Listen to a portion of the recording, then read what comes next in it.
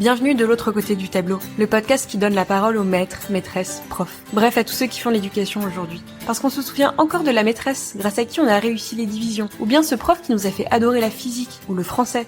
Alors que franchement, c'était vraiment pas gagné. Ici, on inverse les rôles et on découvre les coulisses et les souvenirs que eux ont gardés. Je suis Valentine et j'ai toujours baigné dans le monde des profs. Alors, en hommage à eux, et surtout pour dévoiler les coulisses d'un métier qui représente bien plus de challenges que l'on peut imaginer, passons de l'autre côté du tableau.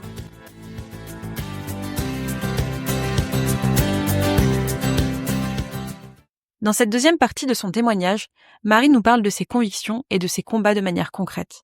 Enseignante et syndicaliste, elle jongle entre la salle de classe et les réunions syndicales, entre le quotidien du terrain et les décisions qui tombent d'en haut. Elle connaît la réalité. Mais plutôt que de se résigner, Marie agit. Parce que derrière chaque combat syndical, il y a une conviction. L'école peut, et doit, rester un lieu d'émancipation. Pour les élèves bien sûr, mais aussi pour celles et ceux qui chaque jour la font tenir debout. Parce qu'au bout du compte, chacun a un rôle à jouer pour que l'éducation publique garde son sens et sa force. Bonne écoute!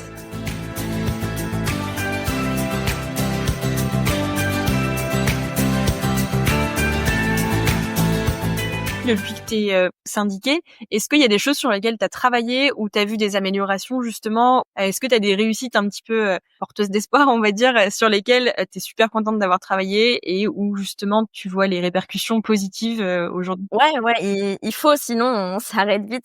Il y a les petites victoires du quotidien, il y a des situations individuelles qu'on arrive à débloquer assez facilement en un coup de fil, juste parce que c'est le syndicat et que ça fait un peu pression. Souvent, ce qu'on dit aux collègues, c'est juste mettez-nous en copie de votre mail. Et ça déclenche une réponse de l'administration, le fait que le syndicat derrière il suive. Donc voilà, il y a des petites choses comme ça. Quand on accompagne des équipes, on va les voir. Je sais pas, t'as un problème avec ton inspectrice, tu veux la rencontrer, on dit toujours n'y allez pas seul, venez toujours accompagné d'un représentant syndical. Et c'est toujours cette idée de pas être seul en fait. Et les collègues, ils sont plus rassurés de sentir qu'il y a quelqu'un avec eux. Ça c'est notre facette un peu avocat où on défend les collègues dans ce genre de situation. Nous, en fait, on n'est pas là pour les défendre à tout prix parce que parfois on accompagne aussi des collègues qui sont en tort, ça arrive. Mais on est là pour s'assurer que leurs droits sont respectés. Et ça, c'est important. Et le fait qu'on soit là, ça met cette pression-là entre guillemets auprès de la hiérarchie qui du coup fait attention à ce qu'elle dit et ce qu'elle propose aux collègues. Ça c'est un peu pour le quotidien. Et après ce qui est si on s'élargit un peu plus sur les luttes plus grandes, évidemment qu'on gagne des choses. Sinon je continuerais pas si je pensais que c'était vain. Mais on gagne des choses. Par exemple la réforme Blanquer, on a réussi à la reculer. Elle a mis du temps à se mettre en place. Donc elle a fini par se mettre en place, c'est sûr, mais pas tout le projet qui était initialement prévu, pas l'année où ils voulaient la mettre en place. Donc on gagne des choses comme ça et c'est des trucs qui restent. On sait que voilà, en telle année, on a réussi à faire reculer le gouvernement. Voilà, sur la réforme Blanquer qui avait fait quand même beaucoup parler à l'époque. C'est compliqué face à des gouvernements qui, quoi qu'il arrive, on l'a vu avec la réforme des retraites, vont faire passer ce qu'ils veulent faire passer. Mais sans lutter, c'est pire. Il faut toujours montrer qu'il y a une opposition quand on pense que c'est n'importe quoi. Sinon, c'est la porte ouverte à encore pire. Là-dessus, on gagne. En ce moment, c'est l'actualité parisienne. Le recteur a annoncé la fin des décharges complètes pour les directeurs et directrices d'école. Parce qu'à Paris, c'est un régime très spécifique où je parlais de ma décharge syndicale. Il y a la décharge des directeurs et directrices d'école à Paris parce qu'ils font énormément de choses. Énormément de tâches du fait que ce soit à Paris. Voilà, il y a beaucoup de choses à faire. Ils ont beaucoup sur le périscolaire de choses à gérer aussi. Ça fait depuis les années 80 que c'est comme ça.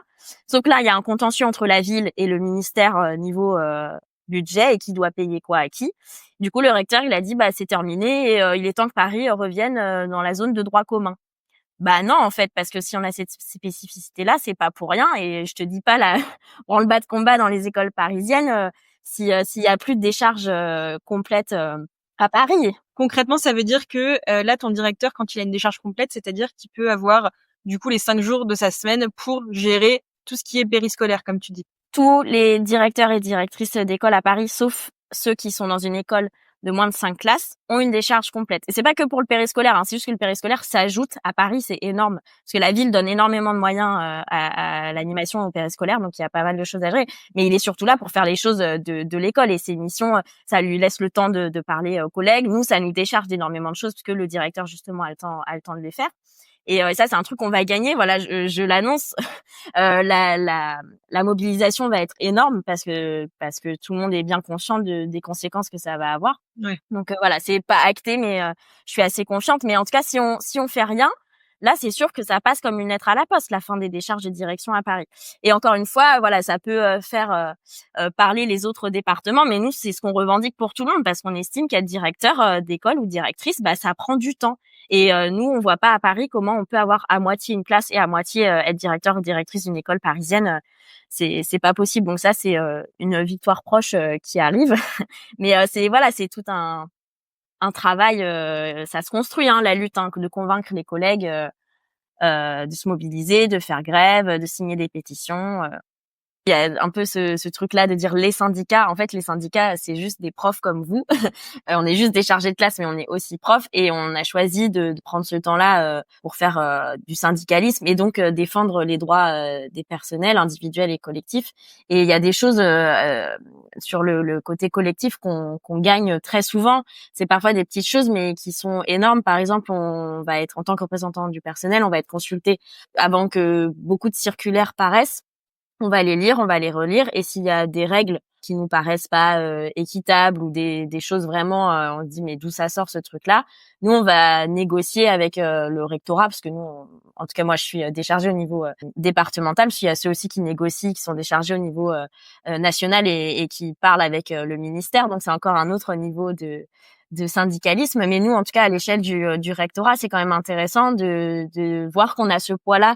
C'est tout l'intérêt du dialogue social, c'est-à-dire que nous, en tant que représentants du personnel, on pense que, je sais pas, pour le moment du mouvement où les collègues vont changer, vont faire des demandes pour changer d'école pour l'année prochaine, bah pour nous c'est l'ancienneté qui prime. On va dire que c'est notre règle de base, c'est que plus t'es ancien dans le métier, plus bah t'as de chances d'avoir une école. Et le rectorat essaye peu à peu d'intégrer le mérite, etc., de profiler les postes avec une liste de postes à profil qui se multiplie d'année en année, et nous on essaye voilà de faire retirer des postes de la liste des postes à profil, de faire gagner des points pour des collègues qui ont des postes un peu plus compliqués à certains moments. Enfin voilà, et ça c'est des petites choses en fait qui, une fois que la circulaire paraît, bah on se dit ok c'est comme ça, mais en fait c'est tout un travail que nous on a fait en amont, d'essayer de gratter par-ci par-là plein de petites choses. Et après on fait des comptes rendus, hein, c'est pas invisible, mais on sait bien que les collègues lisent pas forcément tout notre lettre d'info, etc. Ça c'est sûr. Mais voilà, en tout cas c'est un travail de fourmi qu'on fait très régulièrement et honnêtement qui paye. Ok, bon ça c'est génial. Et c'est vrai que si effectivement vous pouvez aider au niveau micro en fait, et justement aider les gens qui se sentent vraiment en difficulté ou qui sont pas bien dans leur poste, c'est vraiment utile pour le coup. Et alors du coup, au niveau toi de ton quotidien aujourd'hui, si on revient vraiment sur toi, du lundi au vendredi, comment ça s'organise concrètement tes semaines? Est-ce que tes jours de remplacement c'est quelque chose de fixe, ou alors ça peut se moduler en fait en fonction des semaines? Pareil, les vacances scolaires, peut-être que du coup tu travailles quand même au niveau du syndic. Comment ça se passe un petit peu? Alors j'ai pas forcément de difficultés. J'ai appris à m'organiser avec ce rythme-là, de faire deux choses différentes. C'est pas les mêmes horaires, c'est pas la même intensité, c'est pas les mêmes missions. Donc voilà, une fois que qu'on a fait la première année, surtout au syndicat, parce que ça je m'y étais pas préparée, être prof quand même un peu plus. Donc la première année au syndicat, pareil, je me suis adaptée pour prendre. Tu sais, au début les collègues ils appellent, t'es là, bah tu sais pas quoi répondre, en fait tu connais rien quoi, tu vois. Donc souvent tu dis bah je vous mets en attente, je vais voir avec mes collègues. Et en fait on réfléchit, mais en fait même maintenant après plusieurs années, il y a un appel sur deux où je dis je vous mets en attente et je vais réfléchir avec mes collègues, parce que je préfère toujours avoir l'avis des camarades que de dire ce que moi je pense, qui est pas forcément la bonne solution quoi. Moi ce rythme-là me convient, parce que j'y trouve un intérêt vraiment dans ce que je fais au syndicat. J'ai pas envie d'arrêter, parce que je pense être en plus efficace dans ce que je fais quoi. Donc j'ai eu ma place maintenant au syndicat, je me suis spécialisée dans certains domaines, enfin voilà, j'ai pas envie d'arrêter pour le moment, mais j'ai vu les anciens camarades au bout d'un moment ils arrêtent, ils veulent reprendre la classe complètement, parce qu'au bout de je sais pas 20 ans de décharge, tu te dis bah c'est bon, maintenant j'ai vraiment envie d'avoir la classe à temps plein. Et en fait au début je faisais des remplacements, et après même avec la décharge, j'ai voulu quand même me poser et avoir mon école au bout d'un moment, parce qu'une fois qu'on a fait quand même pas mal de remplacements, Voilà, c'est propre à chacun et chacune, mais moi j'ai eu envie de voir ce que c'était que d'avoir son école et d'y rester, de faire les commandes pour soi pour l'année d'après. Tu sais que c'est toi qui restes, que c'est pour toi que tu fais les commandes, etc. quoi. Donc voilà. Donc même si je suis pas là tout le temps, ben j'ai quand même mon école là depuis 2 ans. Et voilà, en fait, c'est comme n'importe quel autre collègue qui travaille à temps partiel. En fait, c'est pas si exceptionnel que ça. Tu vois, on a tous, je pense, eu à un moment donné dans notre carrière d'élève, eu 2 maîtresses ou maîtres, parce qu'il y en a une qui était à temps partiel, entre autres pour élever ses enfants. Mais il y a d'autres raisons pour lesquelles on peut être à temps partiel, mais c'est très fréquent en fait. Il y a énormément de collègues à temps partiel et moi c'est juste que c'est pas pour élever un enfant, c'est pour Oui, faire c'est vrai. du syndicat. Donc voilà. Après ça perturbe pas spécialement les élèves. Je veux dire, ils s'adaptent très vite aussi. Enfin, ils ont compris. Marie, elle est là tel jour. Voilà, au bout de 2-3 semaines, c'est bon, ils savent. Parce que c'est des jours fixes du coup? Ouais, c'est toujours fixe. C'est moi, par contre, ça, c'est moi qui choisis quel jour je prends. OK, c'est top. Et du coup, alors la personne qui a ta classe avec toi, ça va être un prof remplaçant ou c'est une autre personne à temps partiel? Alors, c'est ce qu'on appelle les TRS, c'est les titulaires remplaçants secteur. Donc, c'est pas un vrai remplaçant parce que je suis pas absente en soi, je suis juste à temps partiel. Et du coup, c'est des collègues, si on veut, qui remplacent, mais toute l'année, vu que c'est fixe, vu qu'on sait quel jour je suis pas là, bah voilà, c'est une collègue qui est là toute l'année. Et elle, quand moi je suis dans notre classe, elle est dans une autre école. D'accord, ouais. C'est fixe. En fait, elle a 2 classes, elle, sur le long de l'année. C'est ça, les mêmes. Et voilà, c'est le poste qu'on appelle TRS. Et voilà, donc c'est tous les collègues qui complètent les temps partiels en fait. Et il y en a beaucoup. Du coup, bah c'est comme l'année de stage. Je me retrouve avec une binôme. Donc pareil, il y a des années ça se passe bien, des années ça se passe moins bien. Mais j'ai l'habitude, en tout cas depuis que j'ai mon école, parce que quand je remplaçais, j'avais pas besoin de collègues qui me complétaient.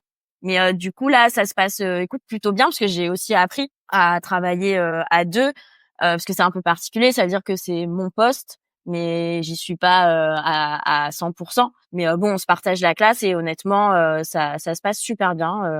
Pour le coup, on arrive vraiment à travailler ensemble. On se met d'accord sur les méthodes, sur la répartition des séances. Génial. Et c'est une classe de quoi du coup que tu as cette année? J'ai CE1, CE2. Un double niveau du coup? Ouais, je suis dans une école qui fait beaucoup de double, voire de triple niveau.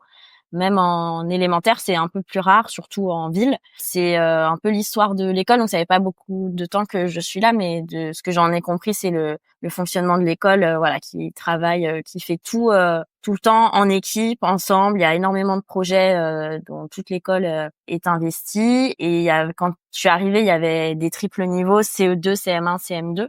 Et en fait, ça fait des années qu'ils font ça et que les collègues suivent les cohortes d'élèves et qui trouvent ça pertinent en fait ce fonctionnement. Donc quand on peut, on fait pas mal de double et triple niveau si le nombre d'élèves nous permet de faire cette structure là. OK. Ouais, donc finalement, tu as réussi toi à trouver ton rythme, tes attentes, les trucs qui te correspondent et qui font que tu as un vrai équilibre, dans ton métier Ouais, aujourd'hui. franchement, en fait, le syndicat, c'est sûr que c'est pas pareil. Je vois une journée au syndicat, ça dure plus longtemps en termes d'heures, mais c'est clairement pas la même fatigue qu'une journée en classe à enseigner devant des élèves, ça c'est sûr. C'est voilà, mais du coup, c'est juste différent en fait. Tu me demandais aussi pour les vacances. Pendant les vacances, nous, on s'arrête pas. On coupe juste le téléphone au syndicat parce qu'on est physiquement pas là, mais les mails, ça n'arrête pas. Et si on fait pas de mails pendant les vacances, à la rentrée, on a on a 200 mails parce qu'on est le syndicat majoritaire, donc les gens ont le réflexe de nous contacter beaucoup dans un premier temps. Et du coup, on est énormément contactés. Et comme les gens peuvent pas nous appeler, ils envoient systématiquement des mails. Et du coup, pendant les vacances, même d'été, ça n'arrête pas. Donc, on tourne entre nous, voilà, pour que ce soit pas le même qui fasse les 2 semaines de vacances. Il y a des urgences aussi parfois, enfin quand on fait un communiqué de presse le dimanche soir parce qu'on vient d'apprendre un truc last minute. Enfin voilà, c'est juste différent, mais c'est au moins autant de travail, je dirais. Enfin, c'est juste que c'est pas les mêmes choses. Ouais, c'est pas le même métier finalement. Et du coup, ce qui est pas mal aussi, j'ai l'impression, c'est que toi, tu as vraiment cette partie réalité du terrain où tu es vraiment dans les écoles, dans ta classe, et du coup, tu peux te confronter un petit peu à ce qui se passe concrètement. Et d'un autre côté, tu as une vision un petit peu plus théorique sur la partie syndicale. Comment, en fait, ces deux facettes, elles arrivent à nourrir ta réflexion, toi et tes actions? J'essaye un maximum d'appliquer ce que notre syndicat porte pour l'école dans ma classe, c'est-à-dire de rendre les élèves le plus émancipés possible. Et pour ça, voilà, c'est se saisir de la liberté pédagogique qu'on a, choisir les supports qu'on veut, par exemple sur les questions LGBT, de genre, etc. Enfin, moi, c'est un truc qui m'importe beaucoup, que j'essaye d'aborder en classe, voilà, de la meilleure des façons. Je tâtonne beaucoup, je teste des choses. C'est un sujet important, voilà, de côté un peu citoyen, quoi, mais aussi ça va être j'en parlais tout à l'heure, mais sur les méthodes qu'on va choisir pour apprendre à lire ou à compter. C'est pas appliquer bêtement ce que le rectorat nous impose de faire, parce qu'il y a des élèves, c'est pas ça qui leur convient. Et donc j'essaye d'être un maximum conceptrice de mon métier, de penser les choses pas toute seule, hein. Il y a des mouvements pédagogiques qui existent pour ça. Je pense au mouvement Freinet, au GFEN. On peut s'investir ailleurs que dans le syndicat, et les mouvements pédagogiques sont une bonne porte de secours quand on trouve pas forcément les ressources à l'école. On peut se retrouver avec un collectif voilà, de collègues qui veut s'engager dans la pédagogie de classe, et ça c'est super intéressant. On peut pas tout faire, mais en tout cas je trouve ça bien. Mais j'essaye au maximum de lier que mon syndicat porte pour l'école. Voilà, après c'est des trucs aussi dans moi, de ma manière de faire et de réagir face aux injonctions. Forcément, je fais partie des enseignants qui vont faire grève. Je suis dedans, mais j'essaye aussi d'embarquer les collègues, parce qu'il y a tout un travail de convaincre les autres, quoi. Parce que si l'équipe fait grève mais que l'école ferme pas, bah c'est pas le même message. Donc on essaye de convaincre, d'argumenter selon pourquoi est la grève, pourquoi c'est important que là ce jour-là on ferme l'école et qu'on affiche qu'on n'est pas d'accord, sachant que c'est toujours dans l'intérêt du service public d'éducation, et donc des usagers du service public, donc des parents et des élèves. C'est très rarement que pour nous. Et c'est bien, du coup, ça amène aussi, je trouve, à une prise de conscience. Comme tu dis, ça concerne pas que les enseignants, mais ça concerne forcément aussi les enfants et donc les parents. Si vous avez de meilleurs moyens de travailler et de mettre les choses en œuvre, forcément, ça sera bénéfique pour les enfants, pour votre classe. Ouais, c'est exactement ça, et c'est des acteurs et actrices très importants pour nous, de pouvoir embarquer les parents avec nous dans nos luttes. C'est super fort, parce que on sait qu'ils ont un poids aussi derrière et qu'ils peuvent nous aider voilà, à faire passer certaines choses. Par exemple, quand on fait une grève, on propose toujours la lettre modèle du SNUPP à adapter, mais si vous voulez expliquer aux parents pourquoi vous faites grève, voilà ce qu'on vous propose d'expliquer, quoi, simplement, pour que ce soit le plus accessible possible. Mais voilà, essayer d'avoir les associations de parents d'élèves avec nous. S'il faut faire des communiqués communs, etc., ça a toujours plus de poids. Et voilà, on essaye de le faire au maximum. Et surtout quand on sait que l'éducation est quand même pas mal en crise en ce moment. Est-ce que toi, tu as un petit message d'espoir, entre guillemets, pour potentiellement tous les gens qui se dirigent vers cette formation? Est-ce qu'il y a des aspects, du coup, tu vois, qui évoluent dans le bon sens, ou en tout cas des initiatives qui se mettent en place qui sont positives? Alors le contexte politique est vraiment difficile, parce que c'est un gouvernement très autoritaire. L'école, c'est un peu le levier. Chaque ministre en profite pour faire passer sa réforme dès qu'il passe. Et Dieu sait qu'on en a vu passer des ministres de l'éducation ces derniers temps. Donc à chacun et chacune, il va de sa petite réforme, sans faire même de bilan de celle d'avant qui a duré 6 mois. On nous annonce des nouveaux concours pour la rentrée prochaine. Enfin, tout se fait dans la précipitation, sans jamais consulter ni la profession ni les organisations syndicales. Donc voilà, on est quand même dans ce contexte-là. Donc voilà, on est là pour ça. Il faut continuer. Moi, je garde que en tête cette citation: celui qui combat peut perdre, mais celui qui ne combat pas a déjà perdu. Et vraiment, j'en suis convaincue, parce que même quand on sait qu'on va pas forcément gagner, moi, je me vois pas ne pas m'opposer et rien faire. C'est pas un jugement de valeur, mais moi, en tout cas, je me dis, par principe, en fait, j'y vais. Et de toute façon, si ne rien dire, c'est pire. En fait, c'est leur montrer que s'il y a zéro opposition, c'est qu'ils peuvent aller encore plus loin. Que déjà montrer qu'il y a une première barrière, peu importe le nombre qu'on est, montrer que ça va pas être si simple, et que quoi qu'il arrive, on sait s'opposer, on se donnera les moyens de le faire. Moi, c'est ça que je garde en tête. Et je vois, il y a des manifs et des journées de grève qui fonctionnent. Enfin, on voit le ras-le-bol des gens. Il y a des jours comme ça où d'un coup ça marche, je sais pas pourquoi ça prend. Et vraiment, on a là le 5 décembre, il y avait à Paris 75% des collègues en grève. Enfin, c'est énorme. C'était quoi le motif de la grève à ce moment-là? Le nouveau gouvernement qui voulait nous mettre 3 jours de carence Ah quand on oui. était en arrêt maladie, parce qu'actuellement, déjà, je crois, hein, si je dis pas de bêtises, que c'est depuis que Macron est arrivé qu'on a déjà 1 jour de carence quand on est en arrêt maladie, alors qu'avant il y en avait pas. Et on est actuellement payé à 100% quand on est en arrêt maladie. Et là, il était en plus question de nous payer que à 90% le reste du temps, en plus des 3 jours de carence. C'est énorme, hein, 3 jours de carence, on va dire grosso modo, c'est 300 € quoi, en moyenne pour un milieu de carrière. Juste parce qu'on est malade, et je vous rappelle qu'on fait une profession où on est face à des enfants qui sont tout le temps malades et qui nous crachent dessus à longueur de journée. C'est clair. Donc voilà, ça a mis vraiment en rogne beaucoup de collègues. En plus, le contexte politique, nous, enfin vraiment, le ministre de l'Éducation nationale, On en a vu passer, je sais pas, au moins ouais, 5 ou 6. 7, je crois qu'on en est à 7 là. Voilà, un ras-le-bol. Mais là, c'était vraiment une grosse attaque. Après, heureusement, ça se fait dans le contexte de censure, donc ce n'est pas passé aussi grâce à ça. Mais voilà, on a ressenti quand même la colère des collègues qui se sont dit, bah non, là, c'est trop. C'est énorme. Il y a toujours cette question d'opposer le privé et le public aussi. Et nous, on rentre pas là-dedans, en fait. Enfin, les fonctionnaires sont pas des privilégiés, en fait. Il faudrait que tout le monde ait accès aux mêmes droits. Et nous, on veut faire par le haut, en fait, et pas par le bas. On voit pas l'intérêt. Ça n'a pas de sens et ça fragilise encore une fois le service public. J'ai un peu l'impression, je sais pas ce que t'en penses, ça tend vers la privatisation du secteur public. Tu as bien décrypté ce que Macron essaie, enfin c'est même pas essaye de faire, c'est ce qu'il met en place depuis toutes ces années via ses réformes. Et c'est fragiliser la fonction publique en la contractualisant, comme tu dis, pour favoriser le privé. Ça a été flagrant à l'école l'année dernière avec Amélie Oudéa Castéra, qui a scolarisé ses élèves à Stanislas dans un lycée d'élite catholique parisien, où ça a fait ressortir, du coup les médias ont commencé à se repencher sur le sujet. C'est une vieille rengaine, hein, la guerre scolaire, mais vraiment c'est un scandale en fait quand on sait le pourcentage de financement de public dans l'enseignement privé, c'est vraiment inadmissible. Le privé qui ne doit quasiment rien en retour et qui ne fait que récolter l'argent du public. Quand nous on galère vraiment sur le terrain, quand on demande des moyens et des postes. Donc voilà, c'est scandaleux, mais c'est en effet la même chose qui se passe pour tous les services publics. À l'hôpital, c'est aussi la même chose. De plus en plus de gens en intérim, contractuels, des choses qui pérennisent pas le service public en fait. Donc chez les profs aussi, de plus en plus de contractuels. Et nous, on défend corps et âme le statut de fonctionnaire parce que c'est ça qui protège le service public d'éducation. Le fait que notre statut nous protège fait qu'on va rester et que on est là pour le service public, vraiment pour donner accès à tout le monde à l'éducation, en l'occurrence sur le territoire de la même manière et gratuitement. C'est ça l'objectif qu'il faut garder. Et évidemment, c'est pas du tout la politique macroniste qui est mise en place. Et Ouais. on le voit, c'est flagrant dans tous les services publics. On voit même la SNCF, la Poste. Donc, en fait, on donne à ces entités-là des missions de service public, mais c'est du privé. Donc, les prix augmentent. Et l'intérêt du service public, c'est que à minimum, si c'est pas gratuit, au moins on se fait pas de profit sur ce qu'on vend.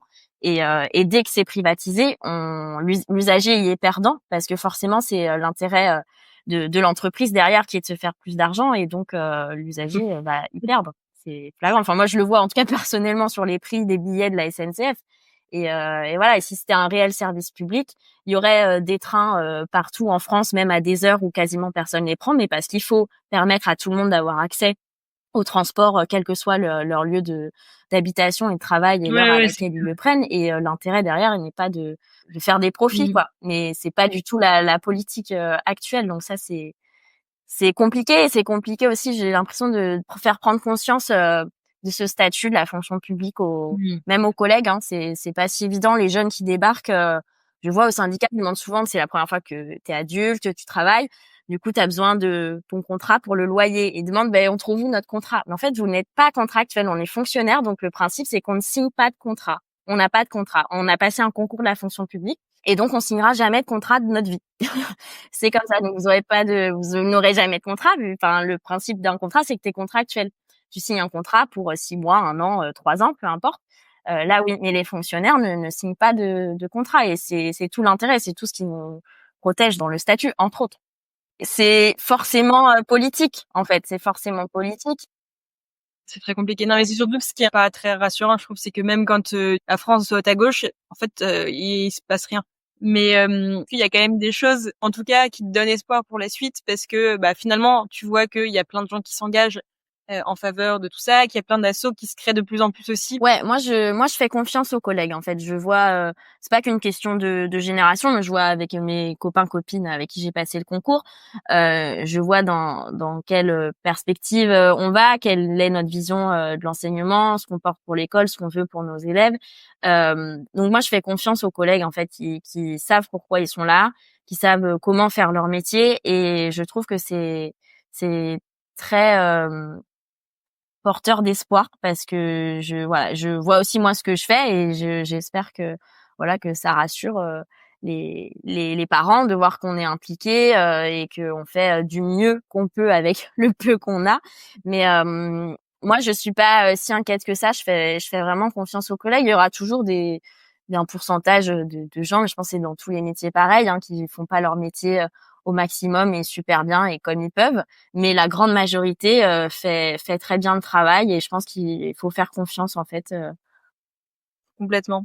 Et est-ce que du coup, tu aurais un petit message aux enseignants qui débutent ou en tout cas, toi, si tu te revoyais au tout début, qu'est-ce que tu aurais envie de te dire en fait pour la Premier suite? message, c'est syndiquez-vous.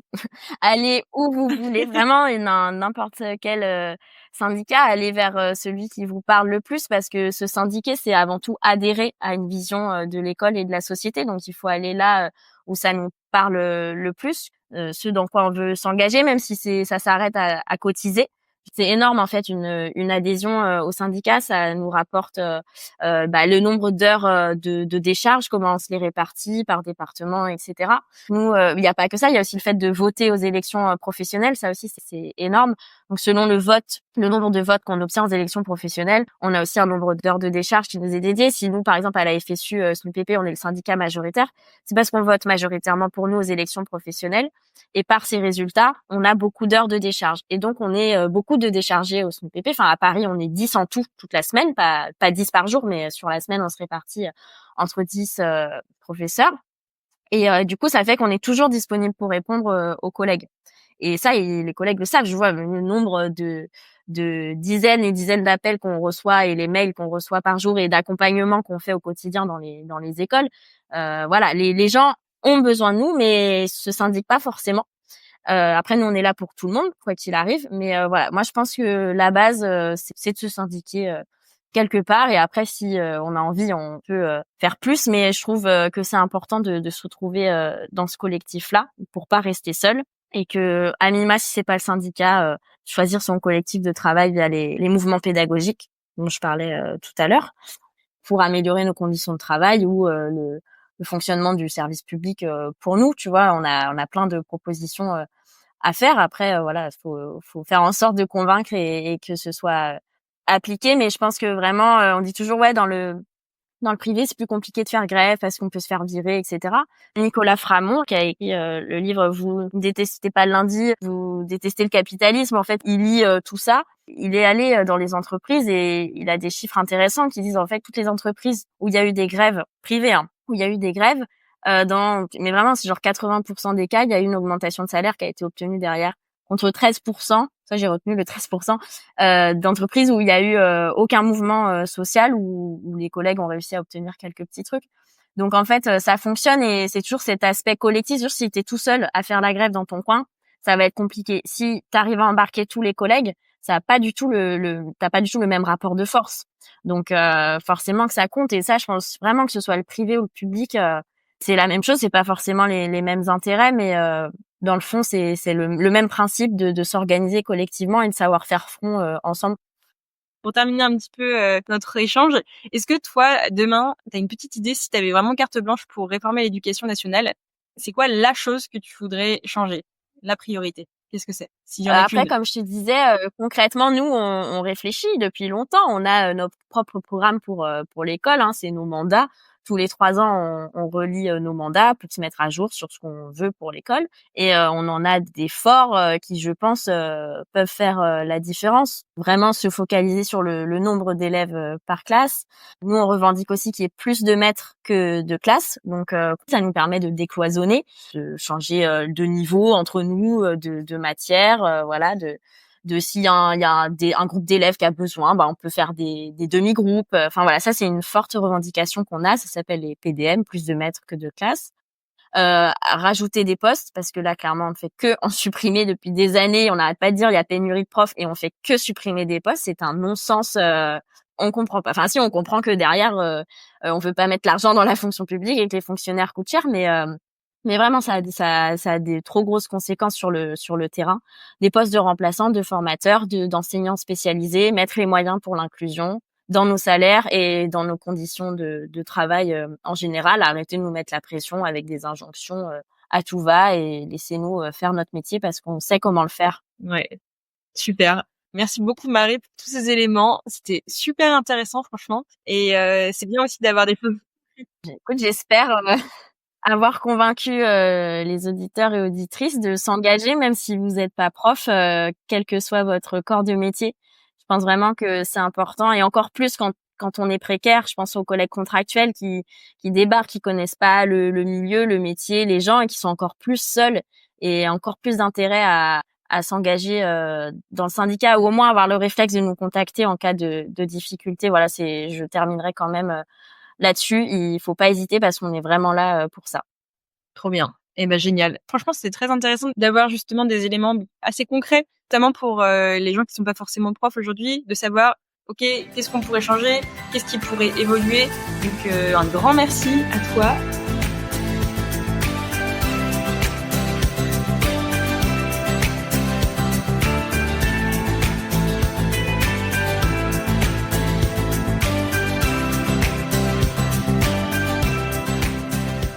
Ce qui ressort de cette discussion avec Marie, c'est que le combat syndical ne se limite pas à contester. C'est avant tout une volonté d'agir pour que chaque enseignant, chaque élève, ait sa place dans une école publique qui tienne ses promesses d'égalité et d'accès pour tous. Comme elle le rappelle, celui qui combat peut perdre, mais celui qui ne combat pas a déjà perdu. Marie incarne cette conviction qu'on ne change rien seul, que le collectif reste la plus grande force des enseignants pour ne pas céder face aux réformes précipitées. Merci d'avoir écouté ces témoignages sincères et engagés, et à très bientôt pour une nouvelle voix qui, elle aussi, fait vivre l'école autrement. Si cet épisode vous a plu ou inspiré, je vous invite à le partager ou à noter le podcast. Ça m'aide beaucoup à le faire grandir. Merci beaucoup et à très vite.